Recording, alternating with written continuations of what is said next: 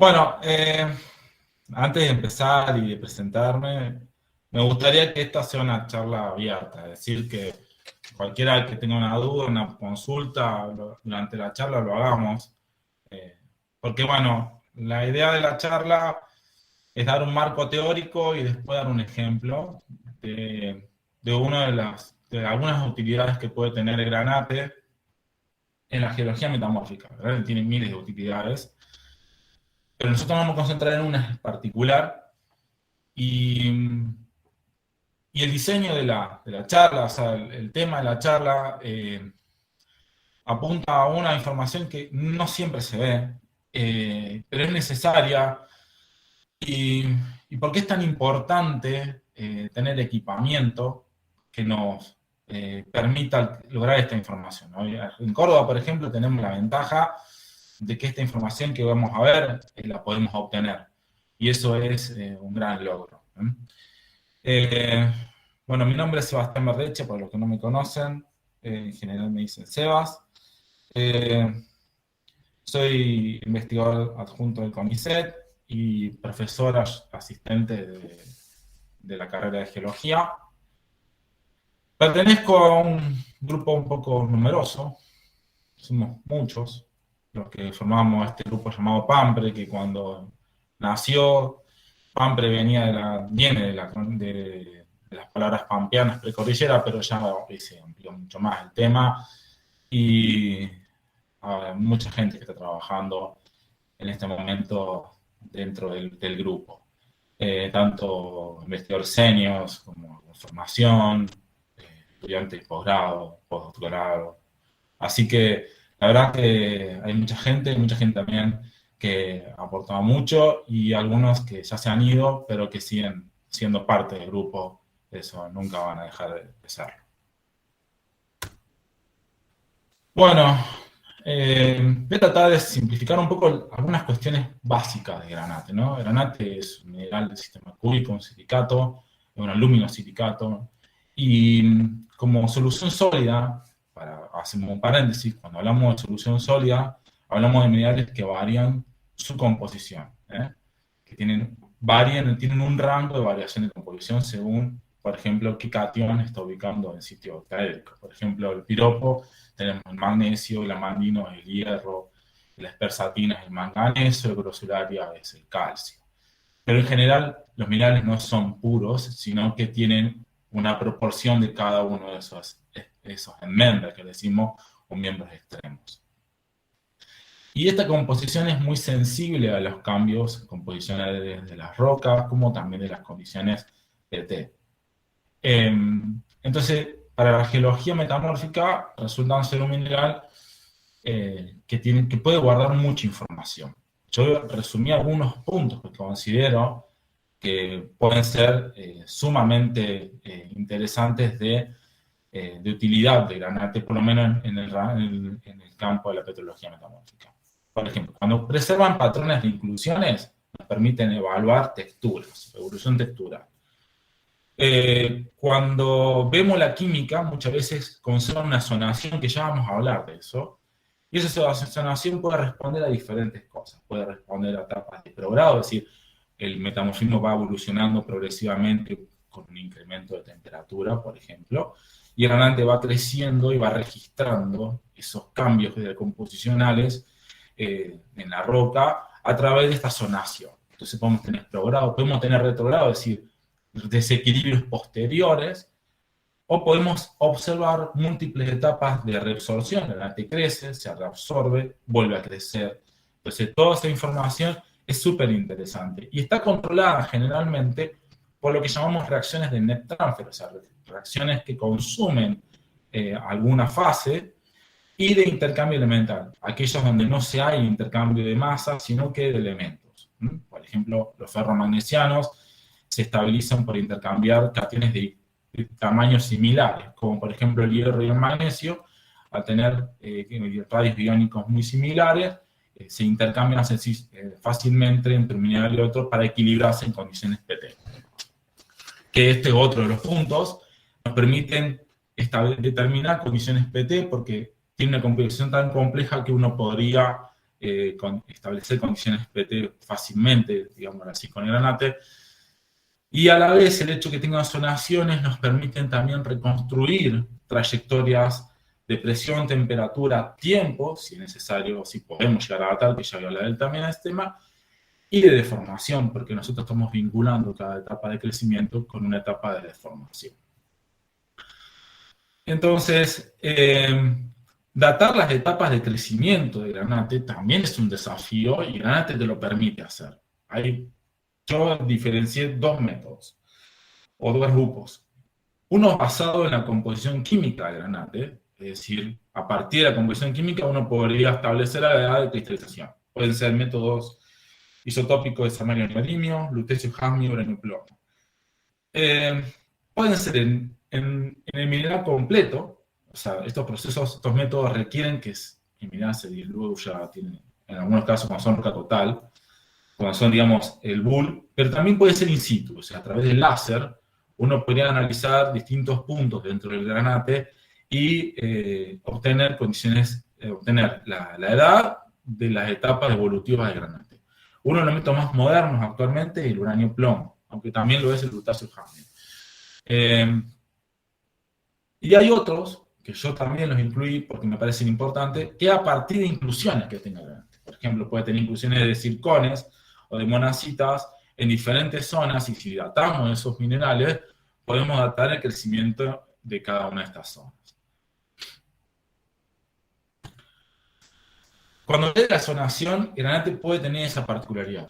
Esto es parte de la tesis de la PRI. Lo interesante de esto es ver, por ejemplo, cómo la zonación metamórfica se puede conservar y cómo la podemos observar.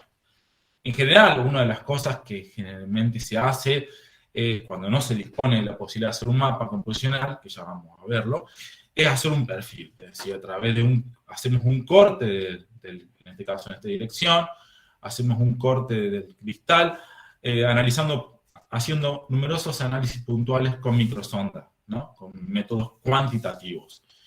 Y esto nos permite evaluar la variación de distintos enmembers. Cada enmember está definido por una relación de cationes. En este caso, por ejemplo, el almandino es el contenido en hierro sobre la suma del hierro, magnesio, manganeso y calcio.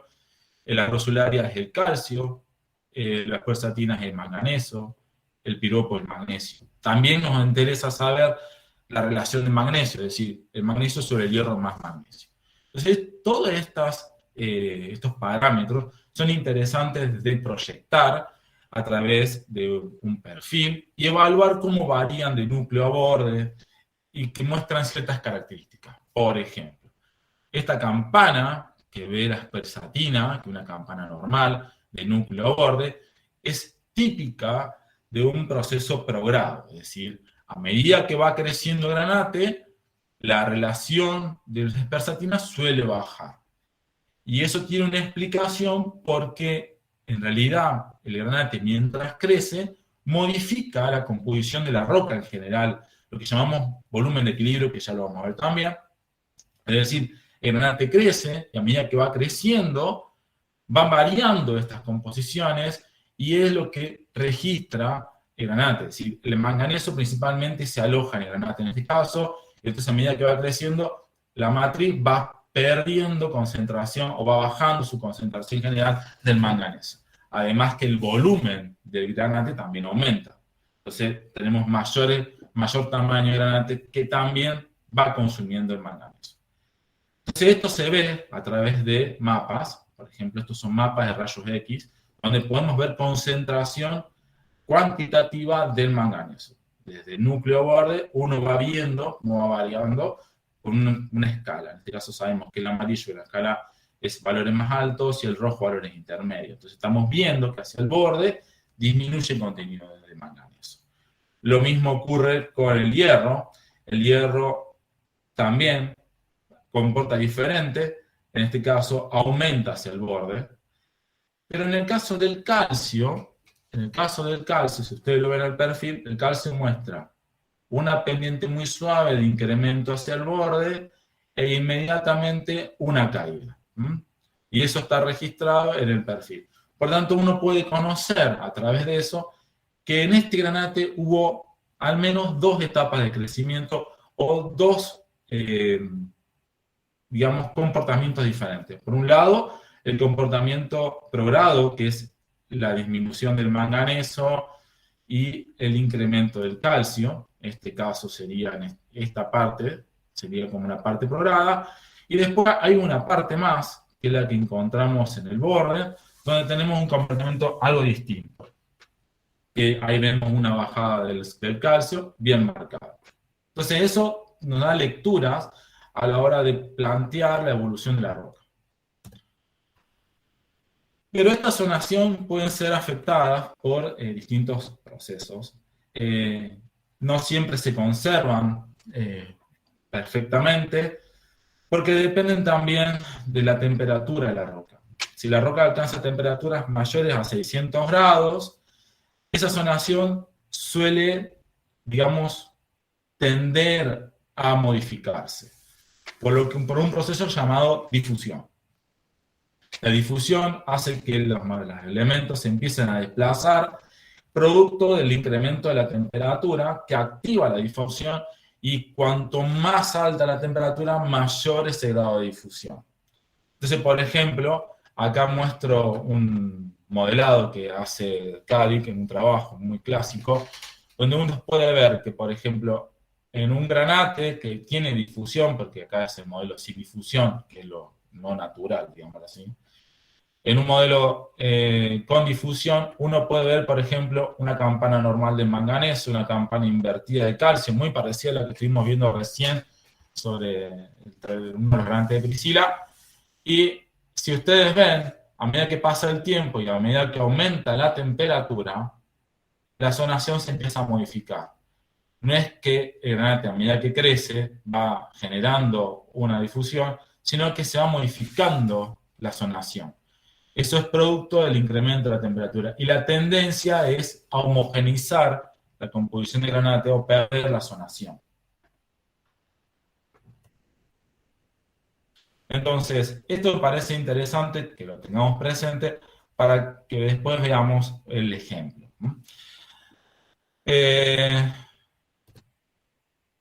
A ver, yo recién les comentaba de que durante el crecimiento del granate, la composición de la roca va variando, porque se van generando equilibrios con volúmenes diferentes, porque hay parte de la composición se fracciona. Cuando yo digo fraccionar es, por ejemplo, el granate es muy interesante porque es refractario, o se considera que es refractario. ¿Qué quiere decir? Que a medida que va creciendo, va preservando mayormente la composición de esa evolución y nos cuenta la historia desde su comienzo de cristalización hasta el final, digamos. Pero siempre y cuando los procesos de difusión no han sido intensos o moderados, o sea, no han sido importantes. Esto, como les comentaba, tiene que ocurrir cuando las temperaturas son menores a ciertos valores de 600, 150 grados, que nosotros entendemos que la saturación no se ha modificado sustancialmente. Pero, ¿qué pasa en la roca cuando después de alcanzar esa etapa de equilibrio se genera un nuevo equilibrio? Es decir, por ejemplo, estamos viendo una roca compuesta de clorita, biotita, granate, muscoíta, cuarzo plagioclase. Y esa roca después entra en un nuevo equilibrio. O sea, cambiamos las condiciones PT, y ese cambio en las condiciones PT activa el traslado de elementos a través de las zonas de límites de grano. Estos generalmente están motivados por fluidos o por difusión o ambos. Y en este caso, empiezan a haber reacciones entre los distintos minerales. En este caso, la reacción que está planteada es clorita, muscoíta y cuarzo, da granate, bitita y agua. Esto es una imagen tomada del trabajo de Lana Rienzi en el review de Mineralogy and Petrology de Petrocronología. El tema es interesante porque esto también genera lo que llamamos un cambio en la composición que está haciendo la reactiva. Es decir, ya no tenemos todo esto como la composición que está en equilibrio, sino dominios locales que están asociados a estos bordes. Esto genera que los nuevos minerales que se desarrollan estén aislados de los minerales más antiguos y que se preservan. El ejemplo de uno puede ver el granate original sin modificarse, porque es lo que consideramos que no se retocó, y un nuevo crecimiento de granate, que es lo que habría estado en equilibrio con esta nueva etapa de crecimiento. Entonces, todo lo que está en negro, en la roca, es el volumen que no participó de esa reacción. Entonces, nosotros consideramos que cambió el volumen de equilibrio, le decimos. Es decir, el volumen de equilibrio ahora es más acotado, y la roca tiene partes que no formaron parte de la reacción y partes que sí. Acá en el C, que no lo mencioné, lo que plantea como área son dos áreas diferentes. Una con altas tasas de difusión y otras con bajas tasas de difusión. Por ejemplo, el gris claro es una zona con una tasa de difusión alta para un elemento en particular, determinado. En cambio, el gris oscuro habla de una tasa de difusión más lenta para cierto elemento. Eso depende, de cada elemento tiene un comportamiento diferente a la difusión, y ahora voy a comentar sobre eso, pero uno de los puntos principales es la valencia. Por ejemplo, aquellos elementos que tienen valencia más 3 tienden a mostrar difusiones muy lentas, muy bajas, en comparaciones a los divalentes. Y en el caso de los divalentes, especialmente en manganeso, magnesio y hierro, tienen mayor posibilidad de difusión que el calcio tiene menor tasa de difusión, pero a la vez todos estos tienen mucha mayor tasa de difusión que las tierras raras, por ejemplo.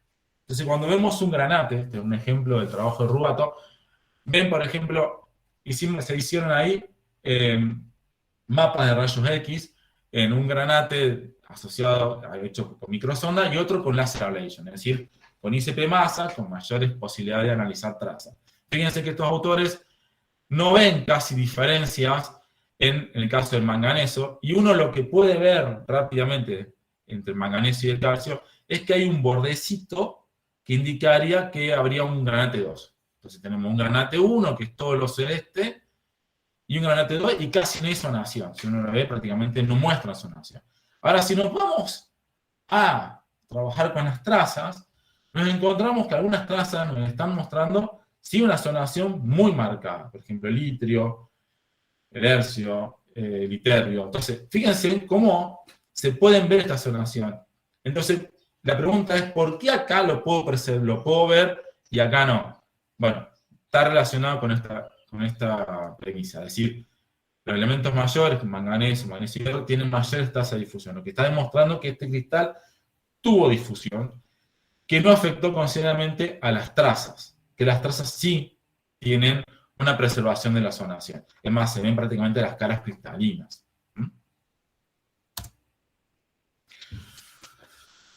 Dentro de los procesos de difusión, existen otros procesos, o sea, además de la difusión, existen otros procesos que se pueden preservar en los granates. Uno es, por ejemplo, es la resorción. O sea, yo quiero mostrar este gráfico porque es interesante, en el sentido teórico, pero usted imagínese un granate y una matriz. Esto ocurre una reacción, y lo primero que puede plantearse es parte de granate 1 ser consumido. Si se consume, se conoce como un proceso de resorción. Es una reacción de neck transfer, es decir, de reacción de intercambio de materia, que hace que, por ejemplo, el granate 1 reduzca su volumen porque parte ha sido disuelta. Pero después crece un granate 2. Entonces, hoy lo que podemos ver es granate 1 más granate 2. Pero entre ellos hubo un proceso de resorción. ¿Cómo se preserva eso? Bueno, analizando varios factores. Y uno de ellos son los perfiles composicionales, donde uno ve que la zonación está cortada, la zonación de granate 1 puede estar cortada por granate 2, lo que involucra que previamente se ha consumido granate 1 para después dar lugar al crecimiento de granate 2. Y así pueden darse otras situaciones con un granate 3. Y hasta a la vez una situación aún más compleja, que granate 1 y granate 2 reaccionan. Es decir, que generen un granate 3 entre medio por disolución del límite entre estos dos y generación de un nuevo granate. O sea, es compleja la evolución del granate, y entender todos estos pasos es darnos mucha información sobre cómo evolucionan los procesos metamórficos.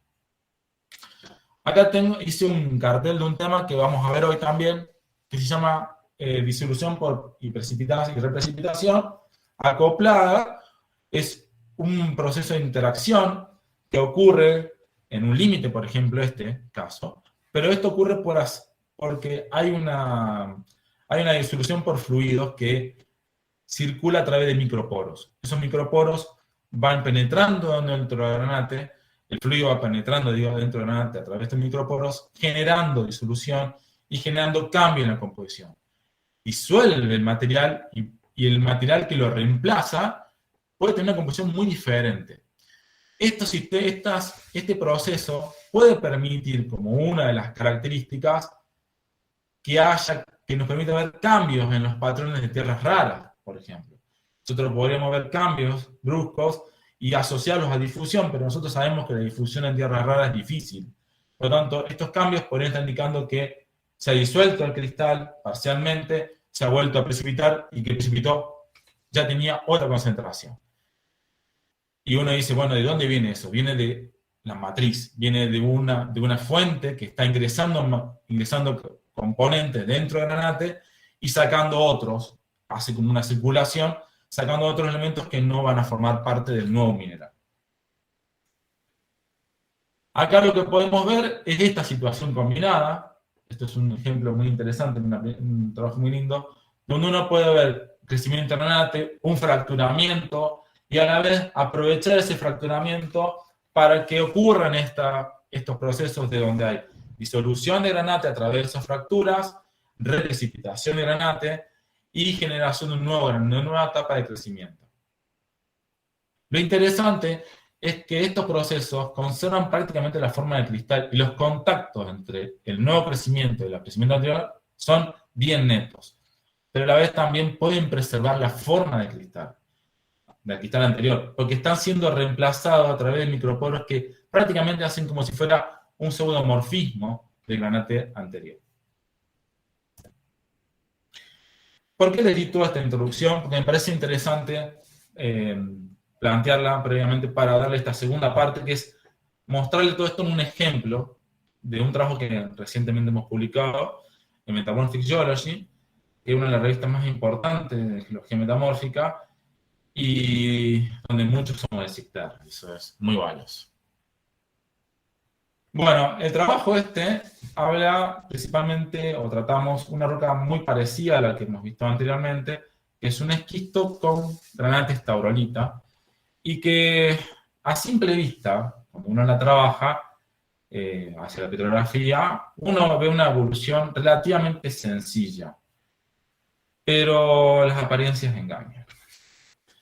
Bueno, vamos a comentar un poquito, ubicarnos un poco en dónde está esta muestra. Bueno, la muestra que vamos a hablar ahora está aflora en la Sierra de Mas, en la provincia de La Rioja, dentro de lo que se conoce como Sierras Pampeanas Occidentales. Dentro pertenece a una serie conocida como serie metasedimentaria de Mas. Bueno, la serie metasedimentaria de Mas está compuesta está dentro de lo que llamamos complejo de Mas, donde hay rocas de edad mayormente grenguilianas. Sobre la edad ya lo hablaremos, el enfoque arquitectónico veremos si lo tratamos, eso es más para otro tema me parece.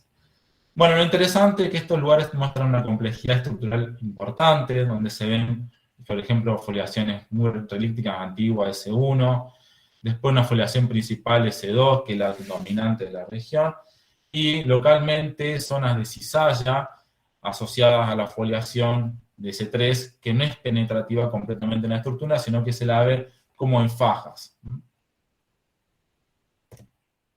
La roca en cuestión es una roca que tiene una textura porfiroblástica, con porfiroblasto de estaurolita y granate, donde a simple vista los granates aparentemente muestran dos generaciones, granates que tienen formas parcialmente resorbidas, y cristales que están mayormente euedrales en algunos lados y que están creciendo a una foliación más temprana. Cuando analizamos la textura, lo que vemos es una foliación temprana, S1, preservada dentro de cristales de estaurolita, mayormente tiene un patrón rectilíneo, suave, con algún tipo de deformación en los bordes, y a la vez en las estaurolitas se puede llegar hasta preservar una foliación S2 casi perpendicular al S1. A la vez, lo que vemos principalmente es una foliación S2. Esta foliación S2 muestra una foliación espaciada, está compuesta por muscovita y biotita, y entre ella, entre los niveles de foliación, se encuentran dominios de microletones con cuarzo, algo de plagioclasa y algunas micas. A través de la textura, el trabajo textural en detalle, lo que pudimos hacer es plantear esta evolución. Acá ya hablamos de edad, pero después lo vamos a tratar, no lo quise tapar, es más que nada para comentarle. Donde está la mineralogía que vemos a través del microscopio, y donde vemos, por ejemplo, tenemos granate, un granate temprano, que ya lo vamos a charlar, y tenemos algunos minerales que no se pueden ver a simple vista, pero por ejemplo la presencia de silimanita es muy llamativa, porque la silimanita está dentro de muscovita, es como que está incluida dentro de muscovita y es relíptica. Pero también encontramos feldespato potásico. Y el feldespato potásico también está preservado como un mineral relíptico. Y estos dos minerales ya nos hablan de temperaturas altas. Las rocas que están al lado de estos esquistos, que están alternando, tienen cianita, entonces tienen disteno. Entonces esto demuestra que las condiciones de presión no han sido bajas.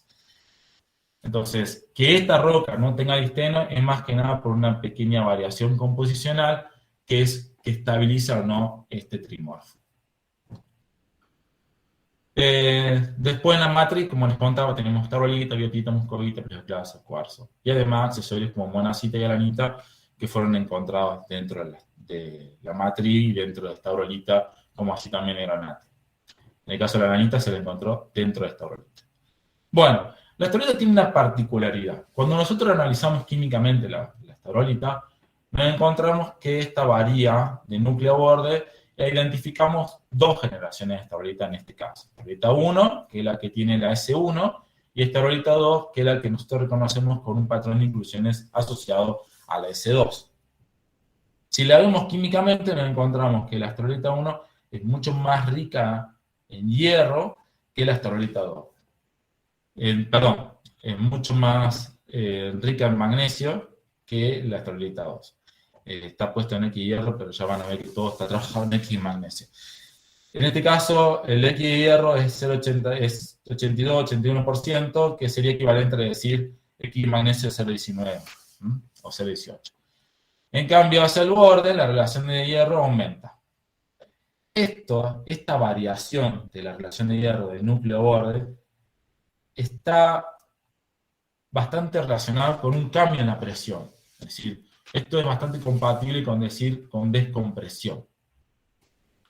Cosa que se puede ver en la mayoría de los cristales que analizamos en esta estaurolita. También te encontramos, como en el caso, como creciendo sobre las folias, pequeños cristales de estaurolita y granate, suboederales, aboederales, que tienen una composición un poco más parecida a la estaurolita 2, aunque a veces más rica que en hierro, que sugiere una etapa como más tardía y como el final, digamos así, de la evolución de esta roca, dentro de un pad de descompresión. Entonces, son algunos detalles que vamos viendo de la química mineral. Ahora, la estrella de la charla es el granate. Cuando trabajamos con el granate, nos encontramos que todo esto que veníamos viendo es aún más complejo de lo que veníamos pensando o describiendo. Los granates empiezan a mostrar variaciones muy interesantes y demuestran una etapa de crecimiento muy compleja. En el caso de granates, hicimos mapas composicionales y encontramos varias cosas, algunos detalles. Por un lado, un fracturamiento interno perpendicular a la S principal, que es la S2, y a través de estas fracturas, un crecimiento o organización de un granate más rico en calcio. El calcio ha sido muy interesante evaluarlo porque cuando trabajamos en relaciones de contenido grosulares, el calcio sobre el calcio, más hierro, más manganeso, más magnesio, nos encontramos con que estas zonas son más ricas en componente grosulárico. Y nos pasa lo mismo en los cristales que hemos analizado, que son varios. Entonces, lo que está mostrando es que había un granate previo, un granate 1, después un fracturamiento y precipitación en granate 2, crecimiento en granate 2, y después, posteriormente, en los bordes, hemos reconocido una etapa de crecimiento de granate 3. Esto se ve perfecto en este ejemplo. En este ejemplo se ve muy bien el granate 1 fracturado, con fracturas perpendiculares al S2 y con incremento en contenido de calcio, un borde de calcio de granate 2. Fíjense que el granate 2 tiene la forma de cristal, que esta forma de cristal que está acá, nosotros la interpretamos como relíptico del granate 1, lo que apoya nuestra propuesta, más adelante vamos a ver, de que esto en realidad está asociado a un proceso de disolución y reprecipitación. Y posteriormente está muy bien documentado este granate 3, que crece rodeando al granate 2. En este caso, si hacemos un perfil en esta dirección, en este caso acá es esta dirección que está acá, que es más detallado, nosotros vemos esta variación de calcio muy bien representada. Por ejemplo, el granate 1 tiene una composición de calcio bastante más homogénea, pero mucho más alta en el granate 2. El granate 2 comienza con valores altos y hacia el borde caen a valores más bajos. O sea, tiene una variación, una disminución hacia el borde, y en el granate 3 lo que encontramos al revés, tiene un incremento hacia el borde del calcio. Si se acuerdan, habíamos dicho que el calcio tenía baja tasa de difusión. Entonces, como esta zonación probablemente represente bastante bien las distintas etapas evolutivas del granate.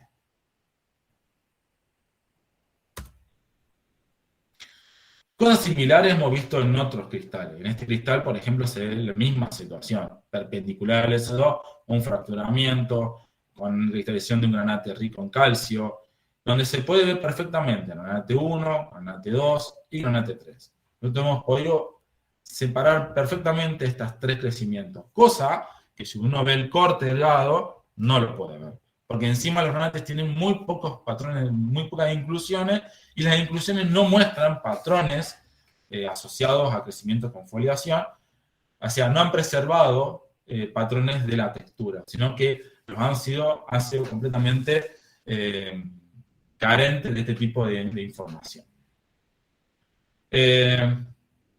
Cuando vemos, por ejemplo, a lo largo de un perfil de granate, vemos también la concentración de tierras raras, encontramos algo muy interesante. Cuando hacemos el corte, vemos que en las zonas que tienen mayor concentración de calcio y mayor patrón de fracturamiento, las concentraciones en tierras raras, especialmente las pesadas, son mucho más altas que en las zonas donde nosotros consideramos que está el granate 1. O sea, el granate 1 tiene baja concentración en tierras raras pesadas en comparación con el granate 2. Y si nosotros volvemos a esas diapos que vimos antes, una de las cosas que hemos charlado es que las tierras raras son difíciles de ser afectadas por difusión. Entonces, no es que no lo sean, pero tienen una difusión mucho más lenta. Y estos cambios bruscos son más compatibles con estos procesos donde el material es disuelto parcialmente y vuelve a cristalizar con otra composición. Entonces, son más evidencia de estos procesos de disolución y reprecipitación. Si ustedes ven, otra cosa interesante es que estas observaciones coinciden con estos contactos netos que vemos entre lo que llamamos granate 1 y granate 2, lo que representa muy bien a los procesos de este tipo que estábamos charlando. Si esto fuera difusión, si el efecto principal fuera difusión, lo que veríamos en realidad es un cambio transicional en general, porque tiende a haber transición. Eso debería ser una apreciación que deberíamos ver en estos patrones de corte que vemos de las tierras raras. Pero no lo vemos. Entonces, toda esta información nos va ayudando a reconstruir la evolución de los granates, tanto texturalmente como composicionalmente. Y a partir de eso, poder proponer una evolución más compleja para esta roca. Cuando Analizamos los granates pequeños que yo comentaba que estaban creciendo sobre la foliación. Estos granates muestran una característica más particular, no son parecidos a lo que venimos viendo, sino que químicamente se parecen mucho al granate 3. O sea, químicamente son compatibles con el granate 3 y no con el granate 1 ni con el granate 2. Entonces esto nos estaba contando que al menos teníamos 3 etapas de crecimiento del granate y que nos permitiría todo esto reconstruir posiblemente cuál habría sido la evolución PT de toda esta roca, presión y temperatura. Y nosotros propusimos un modelo evolutivo basándonos en las observaciones que vimos antes. Por ejemplo, el crecimiento de un granate bajo en calcio, que posteriormente fracturado, que se desarrolla en la foliación S2 y durante el desarrollo se genera el reemplazo a través de estas fracturas por procesos de disolución y reprecipitación y crecimiento de una zona con S2, con granate 2. Después, probablemente evoluciona la textura, hay parcial disolución de granate 2, hemos visto en algunos sectores que granate 2 ha sido parcialmente disuelto. Quisiera volver y mostrárselos. Fíjense acá cómo esta zonación está cortada, acá no avanza, lo que estaría indicando que granate ha sido parcialmente disuelto en estas regiones. Entonces proponemos después el crecimiento de granate 3 en la etapa final, en una etapa más estática, digamos así, donde crece granate 3 rodeando granate 2 y sobre la folia. ¿Por qué decimos que esta etapa es casi al final? Porque para que crezca granate en zonas de alto estrés, como son las zonas de folia, zonas donde hay zonas micáceas, donde hay filosilicato, dietita, muscovita en cantidad, esas zonas se conocen como zonas de alto estrés. Entonces, es dificultoso, una hipótesis es que sugiere que es dificultosa la nucleación de minerales nuevos en estos contextos y que buscan zonas de menor estrés, por eso suelen ser en los microlitones. Y en este caso tenemos el crecimiento sobre estos dominios, lo que sugiere que durante la etapa de crecimiento de granate 3 ha habido una disminución en las tasas de deformación.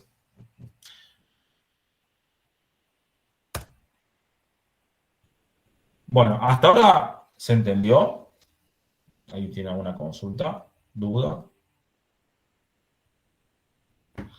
Bueno, sigo si nadie quiere hablar. Ya les dije que esto es una charla dinámica, así que la idea es que tengan la posibilidad de interactuar y consultar. Bueno,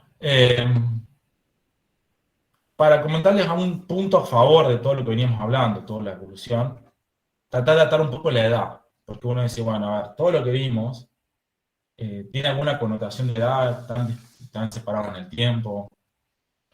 Bueno, este año también salió un trabajo de Carlitos, donde se trabaja la edad, justamente de esta muestra, se trabaja la edad de circones. Como es un esquisto con granate, tabrolita, un esquisto típico de barroviano, por las condiciones dificultaría pensar que hay neoformaciones circones. O si los hay, son muy pocos y en general deben ser muy delgados.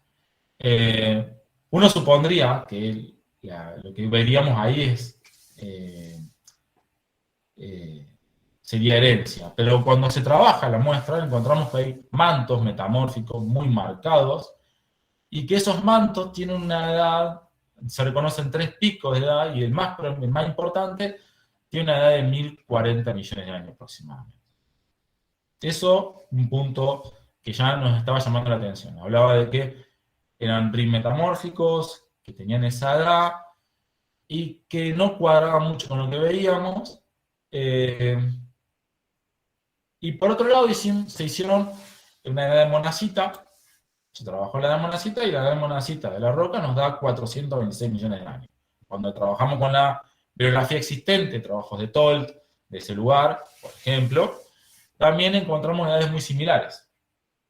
Entonces, en el rango las monacitas dan en el rango de entre los 440 y 410, incluyendo el error y las edades que están publicadas.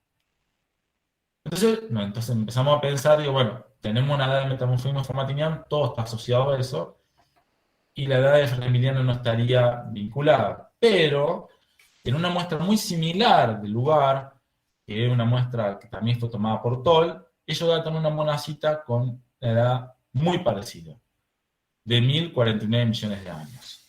Entonces, eso nos hace suponer que existe una etapa de crecimiento temprana. Y lo curioso, que aparentemente ese granate, esa monacita datada, está dentro del granate que no está fracturado, es decir, el granate 1, no la zona de granate 2.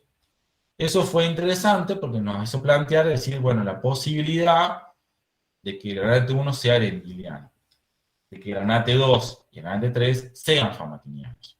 Cuando vemos las monacitas, de granate 1, de granate 2 y 3, si había monacitas a las que vincularíamos con ese crecimiento, nos encontramos que son muy parecidas y que estarían dando esta edad de 426 millones de años. Bueno, ahora el gran desafío. No voy a entrar en este detalle de cómo se hace el modelo de equilibrio de fase ni nada, pero para entender mejor la evolución de esta roca, se propuso trabajar con modelado de equilibrio de fases para hacer la termobarometría. Y paso a explicar cuáles serían, por qué pasamos a este tema y no la termobarometría puntual. Existen varios métodos, yo voy a hablar rápidamente. Hay un método que es el método de métodos que se llaman directos, que es a través de la química mineral. Uno saca la química mineral de ciertos minerales, considera que están en equilibrio, ejecuta distintas ecuaciones que pueden ser ecuaciones de net transfer, por ejemplo el gas, o ecuaciones de intercambio, la relatividad de hidromanesio, para conocer temperaturas y presión. Lo problemático de esto es que una roca tan compleja como la que estamos viendo, es difícil plantear cuáles serían las paragénesis sin recaer en que estamos viendo más el equilibrio más tardío que el más temprano. De lo único que conocemos de la etapa más temprana, aparentemente granate 1, que estaría asociado con feldespato y silimanita, eso es lo que proponemos, granate 2, que estaría asociado con estaurolita 1, y la evolución desde el granate 2 hasta el granate 3, habría una estaurolita 2, una estaurolita 3 y granate 3. Pero eso no es suficiente para generar estos cálculos de equilibrio. Necesitaríamos otras fases. Hay otras fases ferromagnesianas dentro del sistema, que son biotita, por ejemplo. La biotita está más, o sea, dentro de la evolución, consideramos que es de la última etapa, porque la biotita también se reequilibra con cambios de condiciones IPT. Entonces, lo que vemos como química mineral es difícil de atarlo dentro de equilibrios. Entonces, si nosotros trabajáramos, es fácil obtener la última etapa. Pero si queremos ir para atrás, es difícil pensar que la química que estamos viendo represente esa etapa antigua. Salvo, como les comentaba, los granates, y la estaurolita en algunos casos, que han mostrado eficiencia en mantener su composición y no estar afectados significativamente por difusión.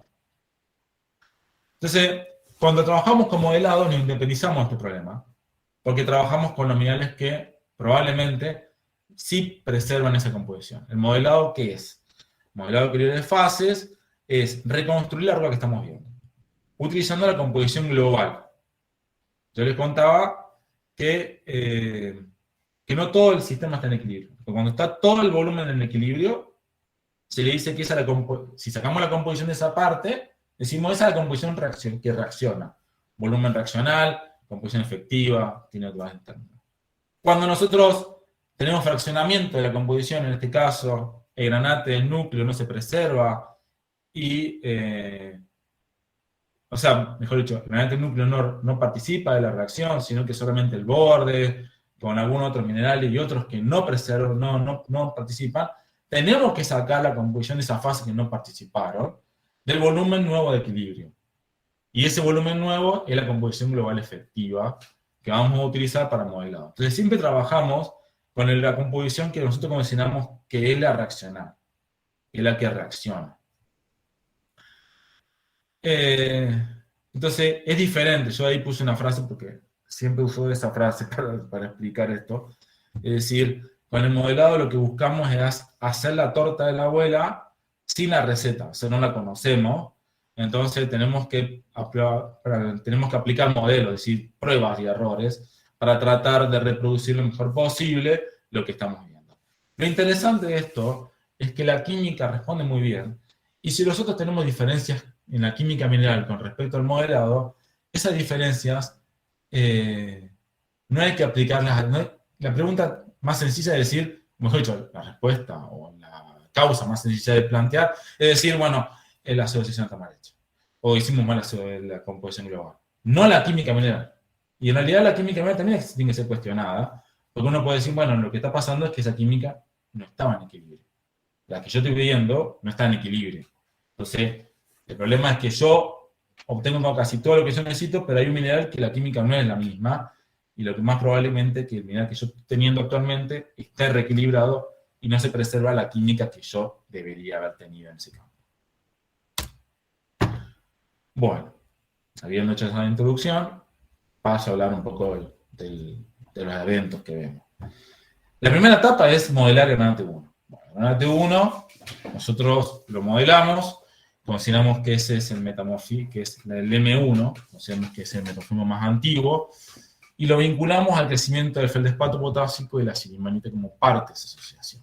El hecho de que tengamos silimanita y feldespato potásico nos supone que estamos por encima del campo de estabilidad de la muscovita, algo que a nosotros nos cuesta pensar porque está lleno de muscovita. Entonces, eso nos hizo pensar, decir, no, acá tenemos un problema, estos minerales son relípticos. Y concuerda con el hecho de granate. Granate 1 tiene además una composición mayormente flat, o sea, homogénea, alejada de la zona de fractura. Entonces, eso también nos empezó a hacer ruido, porque decía, bueno, eso está hablando de granate más de temperatura. Además, en el campo, eso fue una cosa que no había demostrado, se ven venas de pegmatitas desmembradas, o deformadas por S2, que podrían ser claramente residuos, o sea, podrían ser claramente fundidos, preservados en el afloramiento, o sea, a través de diques, que podría estar vinculado a una etapa anatéctica. Entonces, si hay una etapa anatéctica, casi todo cierra. Vamos viendo la química, vamos cerrando. Entonces hicimos el modelado. Hicimos un modelado, fue muy complejo, porque la roca no se sabe cuánto fundido tiene. Cuando trabajamos con migmatitas, las migmatitas tienen distintos procesos que las afectan. Y uno de los más importantes es la ganancia o la pérdida de fundidos. Entonces, lo que ves hoy como roca, si era una migmatita, la pregunta es cómo restituir la composición de la roca original antes de la pérdida de fundido o ganancia de fundido. Bueno, eso es una cuestión bastante compleja. Lo que nosotros trabajamos fue evaluando un poco lo que veíamos en el campo. Nosotros evaluábamos que había movilidad de fundido. Entonces, si hay movilidad de fundido, teóricamente se considera, por algunos experimentos más que teóricos, que a partir del 7% de fundido que se genera en la roca, el fundido se moviliza. Entonces, ese es un punto crítico. Es decir, la roca se empieza a fundir, llega al 7% de volumen de fundido, y todo el fundido se conecta y empieza a migrar.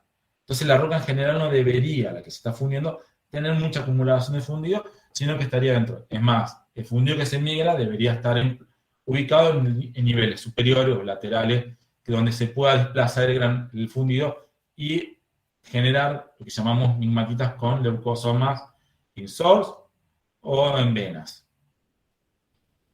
Entonces, en este caso, nosotros interpretamos, más o menos, pusimos esa como una premisa, ¿sí? Una aproximación.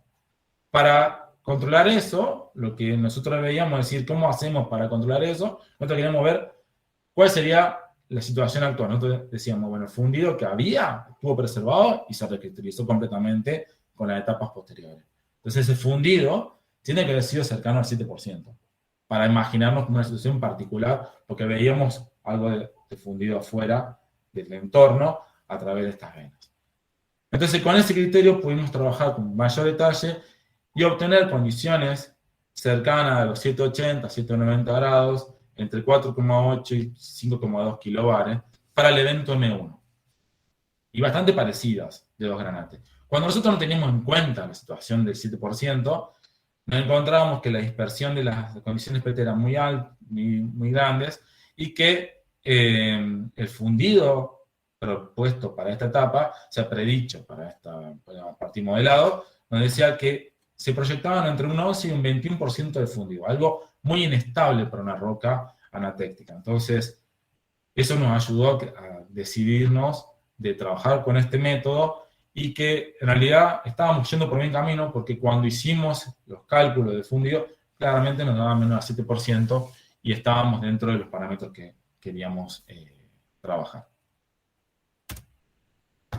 Bueno, ahora nos tocaba decir, bueno, ya está, tenemos granate 1, ahora tenemos que modelar granate 2. Porque la composición de granate 1, a través de las isopletas, de composición del mandino, de piropo, de espersatina, de grosularia, se interceptan en un punto o en una zona. Y esa intercepción en una zona es la que nos da la composición.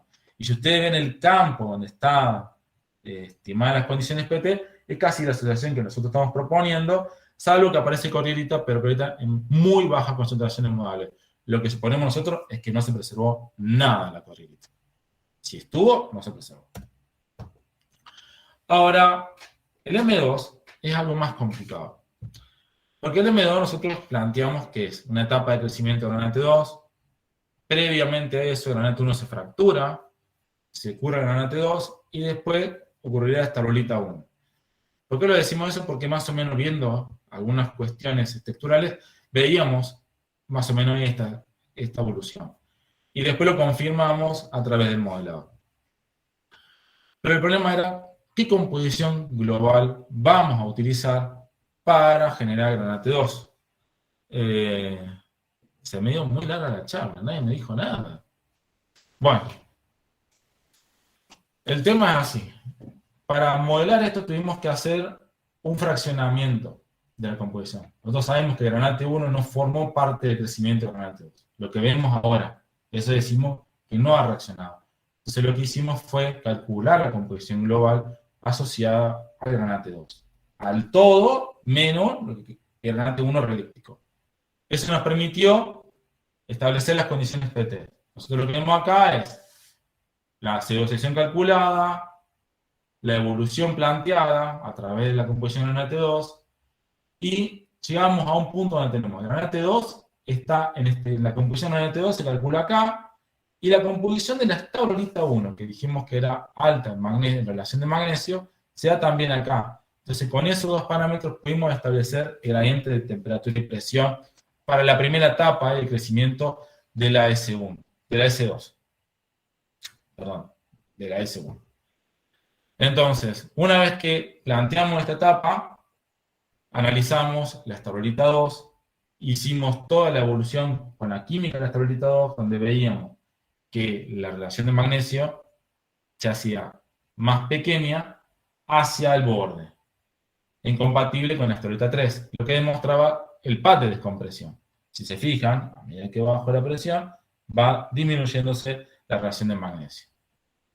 Con la composición de granate 2, granate 3, estaurolita 1, estaurolita 2, estaurolita 3, pudimos plantear un pad horario para el M2.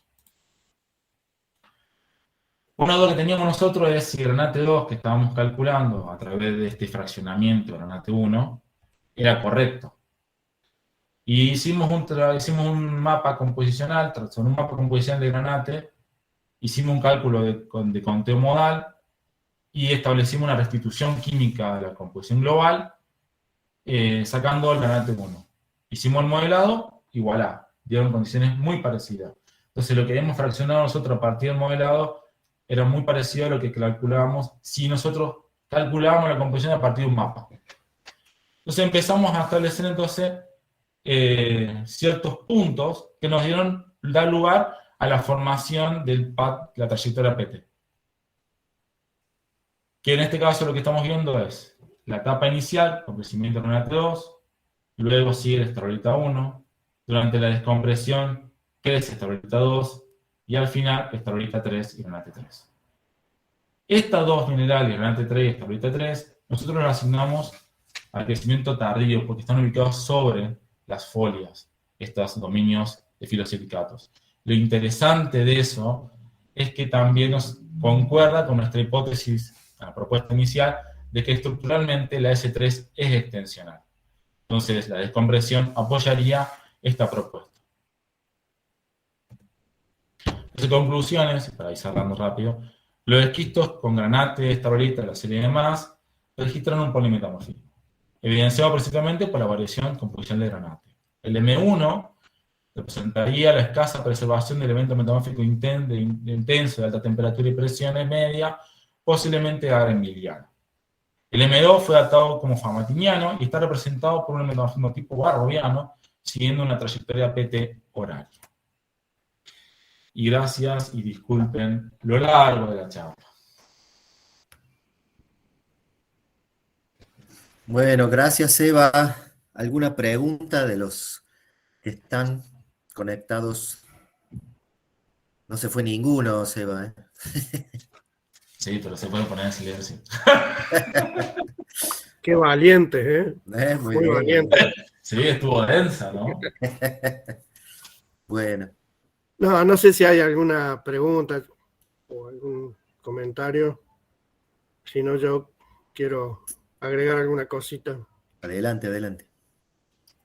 No, bueno, lo primero que quiero decir es que, bueno, Seba ha dado una charla, a pesar del esfuerzo que se nota que ha hecho para hacerla, digamos, alcanzable o entendible para un público general, la charla ha estado dirigida, yo diría, a casi un público especialista en rocas metamórficas, ¿no?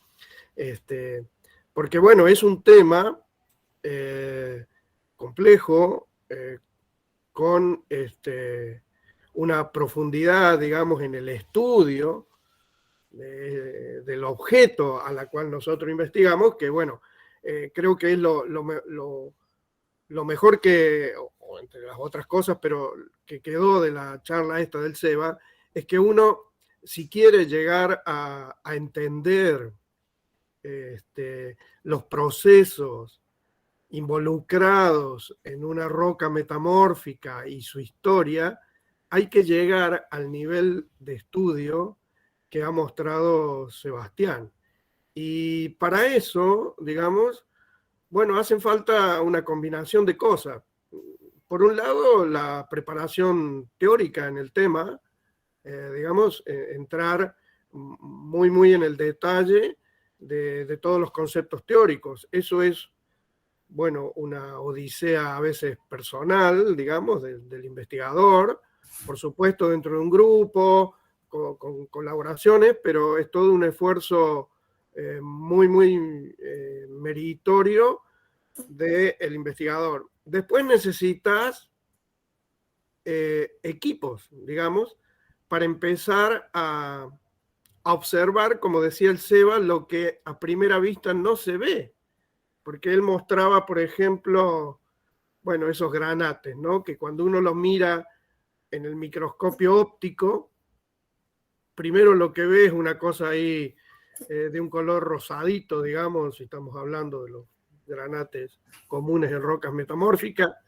Si no tienen inclusiones, no dicen mucho, y cuando uno cruza nicoles en los microscopios ópticos, se ponen negro, porque son cúbicos y no ven más nada. Es decir, cuando uno los analiza al microscopio óptico tradicional, más allá de sacar información textural, por supuesto, pero no mucho más. Entonces, los granates muestran en realidad todo el potencial que tienen de información guardada cuando uno lo somete a otro equipo. Por ejemplo, cuando lo llevas al microscopio electrónico o a la microsonda y empezás a hacer mapas de distribución de elementos y averiguar la zonación composicional, como mostró. Entonces ahí salta a la vista todo un mundo distinto, un mundo que uno no lo ve y que aporta un montón de información útil para empezar a desenmadejar lo que sería una historia evolutiva, en muchos casos, de la roca metamórfica, ¿no? Y para eso necesitamos, como bien dijo Sebastián al principio, equipos. Entonces, vos tenés que tener una preparación teórica. Tenés que tener un equipamiento a mano para sacar información que a simple vista no es tan sencilla obtenerla, ¿no? Y recién ahí, digamos, uno puede, bueno, empezar a elaborar una hipótesis demostrable de lo que pasó. Y empezás a, bueno, darle forma a un trabajo que puede ser publicado en una revista de impacto, como el que mostró Seba, digamos, por ejemplo, publicado en el Journal of Metamorphology, que para los que hacemos metamorfismo es un poco la revista top. Pero si uno, digamos, no llega a ese nivel de análisis que mostró Sebastián, digamos, para lo cual reitero, tenés que tener el respaldo teórico, tenés que tener el equipamiento para ocultar y sacar información, y después tenés que tener, bueno, todo el modelado y digamos, dar una explicación. Es muy difícil llegar a publicar en esas revistas, ¿no? Entonces, ¿qué quiero decir con todo esto? Quiero decir que sin equipos para la investigación, en el caso nuestro, por supuesto, concretamente de muchas ramas de la geología o de las ciencias experimentales, nos resulta muy difícil llegar a obtener trabajos suficientemente documentados para poder publicarlos en revistas de impacto, digamos, ¿no? Y por supuesto de llegar también, no solo el objetivo es publicación, sino de obtener resultados que tengan una base de datos sólida a la hora de demostrar la hipótesis que uno está tratando de demostrar. Entonces, en estos momentos el CICTERRA, digamos, está involucrado en toda una serie de procesos de compras de equipo, como ustedes saben, y eso es lo que me parece significativo. Es decir, CONICET, a través de un proyecto ahora de Equipar Ciencia, que se llama, bueno, está liberando algunos fondos para comprar equipos, ¿no? Y por lo tanto es lo que hay que hacer y apoyar. Digo, sin equipamiento no es posible llegar a hacer estudios científicos de cierta relevancia, reitero, en el caso de las ciencias en las cuales uno, digamos, en el campo de la ciencia en la cual uno se está moviendo, ¿no? Nada, quería aprovechar esta conferencia de Sebastián para decir eso, es decir, todo el esfuerzo que uno hace en pedir proyectos para comprar equipo, seguirlos, una vez que llegan, bueno, hay que instalarlo, hay que ponerlo en funcionamiento, es decir, es todo un esfuerzo extra más allá de lo que uno hace como tarea concreta, que hay que hacerla, digamos, y tratar de que nos equipemos adecuadamente, ¿no? Porque después, si no, bueno, no es tan sencillo hacer ciencia, qué sé yo, a la altura de lo que se está haciendo en otros lados. Y por supuesto felicitarlo a Seba por la charla y por el esfuerzo que hizo en tratar de explicar cosas que son un poco complejas para un público, digamos, que por ahí no está tan metido en lo petrológico y en lo metamórfico, ¿no? Nada. Hay una aclaración que me gustaría hacer relacionada con lo que vos decís, Chipión. Por ejemplo, tenemos la microsonda, ¿no? Ese trabajo se hizo prácticamente con la microsonda de Corvo. Y eso es muy valioso, porque eso no, para que muestre lo importante que es tener una microsonda y poder trabajar con ella y avanzar. Este trabajo llevó más de un año de trabajo intenso. En realidad lleva más tiempo, pero hace un año, tuvo un año literalmente de trabajo. Y es, como dice Chipión, es un trabajo de lo que llamamos de relojería. Porque hay que trabajar con temas muy delicados y dudé en ver si lo planteaba o no para la charla, porque es muy difícil explicar cada uno de los puntos. Yo no sé si se entendió, la verdad que me gustaría que se haya entendido, pero es muy complejo explicar tantas cosas en un tiempito tan corto, ¿no? Pero si alguien está interesado en aprender sobre estas técnicas, que pueden ser aplicadas a muchos contextos, no solamente a petrología metamórfica. Hay un curso que yo puse ahí en el PowerPoint, que con este video lo pueden ver, que es un curso que está online, que es de Pattinson, que pone el update de la situación, de lo que es el modelado de equilibrio de fases. Hay un update de mucha gente que trabajó para ese curso, hicieron charlas muy interesantes y están todas disponibles en la web.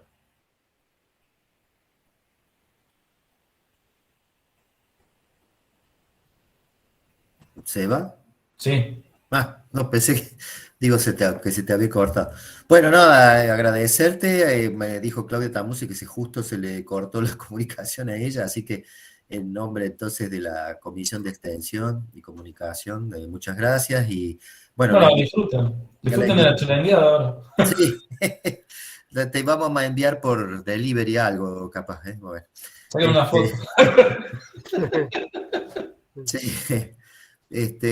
No, y bueno, para el resto, obviamente, la invitación a las próximas charlas, ya que estamos reinaugurando este espacio tan importante, bueno, nada, ahí la comisión evaluará las nuevas posibilidades de que se presente alguien más ya para las charlas y hacerlas continuas como eran antes, ¿eh?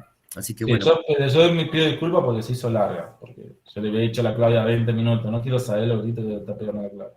Sí, no, por supuesto cuando lo hagamos ahí presencial, las próximas, sí, la vamos a hacer un poquito. Y ahí es más fácil la intervención y demás, y bueno, Claro. serán más cortas, pero bueno, estuvo buena. Bueno, gracias Eva, y bueno, el resto nos vemos y la invitación entonces para que el que quiera seguir con estas charlas, sigamos adelante. Ahí está. Bueno. Bueno, gracias. Me alegra que les haya gustado la charla. Listo. Bueno, los que estamos ya en breve a la chulengueada y demás. Nos vemos. Ahí nos vemos. Les mando el video. Chao, hasta luego. Gracias. Chao, chao.